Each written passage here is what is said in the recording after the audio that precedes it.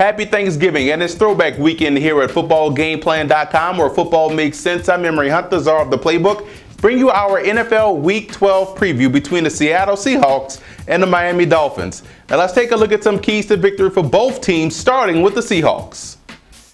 The Seattle Seahawks offense has been very efficient this year, and they're also getting better week in, week out, and you have to love the play of rookie quarterback Russell Wilson. This week versus the Miami Dolphins, they face a very aggressive front four that loves to get after the quarterback, that has a lot of speed and athleticism on the defensive end with Cameron Wake. The way they can combat that is by utilizing the screen game, getting Marshawn Lynch the football on the flanks and on the perimeter in the passing game. That can go a long way in calming the rush and allowing your offense to stay on pace.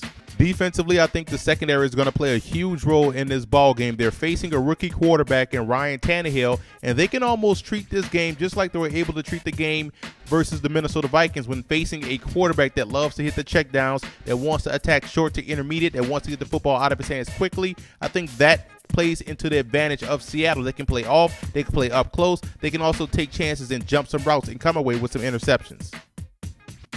Let's move over to the Dolphins in this ball game. And right off the bat, I don't understand why Joe Philbin has Reggie Bush in running back jail. You have to get this guy to football. And this week versus Seattle, they can have some success running downhill. I don't know what's going on that Seahawks interior and why they can't stop the run, but they're susceptible to the traps, to the wham plays, so the Dolphins can have some success. And if you have to take Reggie Bush out of the game, I would go to Lamar Miller because of his explosiveness and ability to take it the distance more so than Daniel Thomas. So look for the Dolphins to lean on that running game more to help out a struggling Ryan Tannehill. Now you look at the defensive side of the football. Cameron Wake, we know he's a sack master, has tremendous burst off the edge. This week I will flip-flop him, put him more on the strong side, so that way he goes against Seattle. They struggle with front side protection. I think that's where the Dolphins can have an advantage in getting pressure on passing attack. Now the run defense in Miami is also struggling. It's partly due to the lack of gap discipline. You got to remain gap disciplined if you're going to stop the run. We know the Seahawks love to run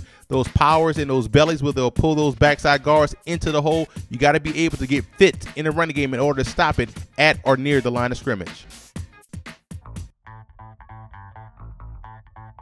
The run defense is the X factor for the Seattle Seahawks. You can't allow those linemen to get to the second level and engulf those linebackers. If that happens, then teams are just going to gash you down the middle of your defense, and that can't happen this week versus Miami. Now, the X factor for the Dolphins has to be Ryan Tannehill. In order to protect the young quarterback, you got to get the ground game going. That goes without saying, but Ryan Tannehill is a guy that has to take those chances downfield. You have to be a little bit more aggressive. Your receivers are not the problem.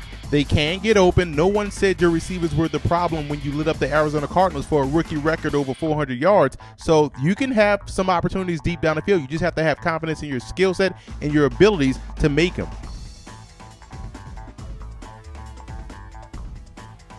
When I look at the personnel breakdown in this ball game, I see two teams that have similar strengths on the defensive side of the football in their front seven. They both can stop the run at times, and they also can get pressure on the quarterback. The Seattle Seahawks have the advantage in the secondary, big physical corners that are ball hawks. The matchup this week will be the offensive line of the Dolphins and the defensive line of Seattle. Since it's throwback week at Football Game Plan, we're going to give a shout out to some throwback players for each team. Fan favorite Dan Dornick is my throwback player of the week for the Seattle Seahawks. Played out there in the Great Northwest from 79 to 85 and was a guy that not only was a punishing runner but an excellent receiver out of the backfield. Lewis Oliver is my throwback player of the week for the Miami Dolphins. Was a very versatile safety, can play free or strong. Ball hawk, had 24 career intercepts during his time in Miami and was also a force in the running game.